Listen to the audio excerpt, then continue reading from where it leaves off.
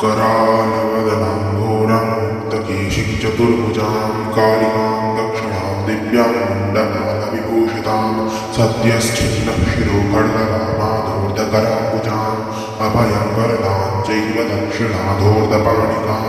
महामेघप्रभां श्यामां तथा चैव दिगम्बरीं कण्ठावशक्तकुण्डालिकलद्रुधीरचर्चितां कर्णामलं सतानीतसवयुग्मभयानकां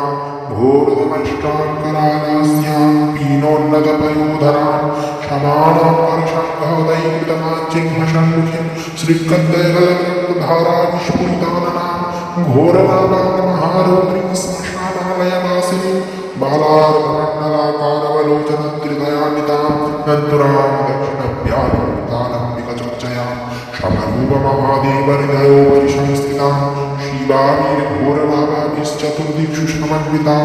महाकालेन च सरां विपरीतरदातुरां सुखप्रसन्नवदनां स्मेराननस्तरोरुहाम्